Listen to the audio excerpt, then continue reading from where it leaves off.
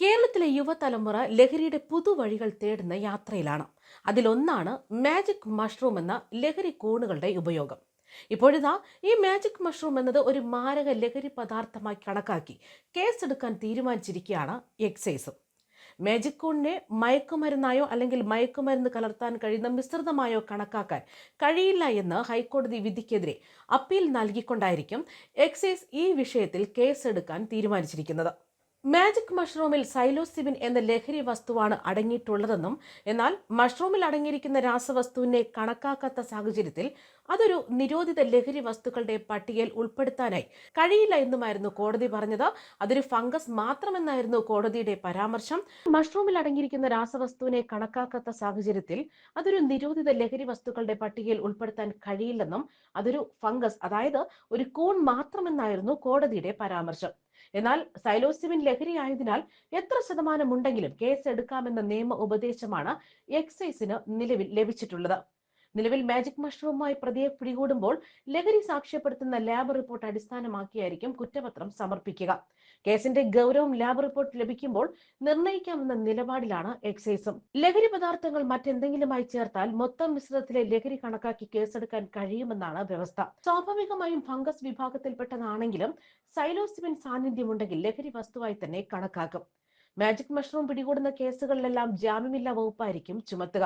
ഇത് ജാമ്യം നിഷേധിക്കപ്പെടുന്ന ഗുരുതര കുറ്റമായി മാറുന്നത് വാണിജ്യ അളവിൽ മയക്കുമരുന്ന് പിടികൂടുമ്പോഴാണ്. എന്നാൽ വാണിജ്യ അളവ് നിശ്ചയിക്കാൻ കഴിഞ്ഞിട്ടില്ല എന്ന ന്യൂനതയായിരുന്നു കോടതി ചൂണ്ടിക്കാട്ടിയത്. മാജിക് മഷ്റൂമുമായി ഒരു പ്രതിയെ പിടികൂടുമ്പോൾ കൂണിൽ അടങ്ങിയിട്ടുള്ള ലഹരിയുടെ അളവ് പിടികൂടുന്ന സമയത്ത് തന്നെ നിശ്ചയിച്ച് കേസെടുക്കുക എന്നത് നിലവിൽ പ്രായോഗികമല്ല. ലാബിൽ പരിശോധിച്ചതിന് പിന്നാലെ മാത്രമേ ലഹരിയുടെ അളവ് കൃത്യമായി നിശ്ചയിക്കാനാകൂ.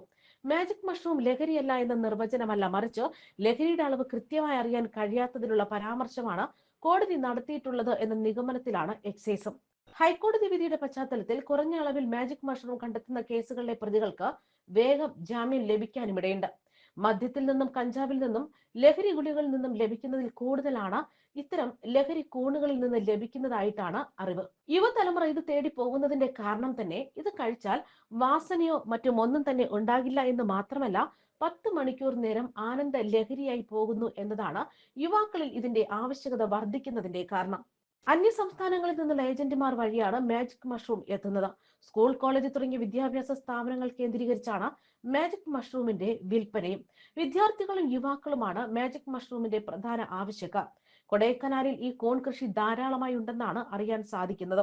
അവിടെ നിന്നുമാണ് കേരളത്തിലേക്ക് ഈ സാധനം എത്തുന്നത്. തേൻ, ചോക്ലേറ്റ് എന്നിവയ്ക്കൊപ്പം മാജിക് മഷ്റൂം കഴിക്കുന്നത് ഇതിൽ മുക്കി കഴിച്ചാൽ ലഹരി പെട്ടെന്ന് തലയ്ക്ക് പിടിക്കും എന്നതുകൊണ്ടാണ്. കാഴ്ചയ്ക്കും ചിന്തകൾക്ക് പോലും മാറ്റം വരും. മുന്നിൽ കാണുന്നതെല്ലാം വിവിധ വർണ്ണങ്ങളിൽ തോന്നിപ്പിക്കും. സ്വർഗം ഭൂമിയിൽ തന്നെയാണോ എന്നുള്ള രീതിയിലേക്ക് ഇവ നമ്മെ കൊണ്ട് ചെന്ന് എത്തിക്കുമെന്നും ഈ കൂൺ ഉപയോഗിച്ചാൽ പതിയെ അബോധാവസ്ഥയിലേക്ക് വഴുതി വീഴുമെന്നാണ് പറയുന്നത്. കഞ്ചാവിനേക്കാൾ അതിമാരകമായും അപകടകാരിയാണ് ഈ മാജിക് മഷ്റൂം.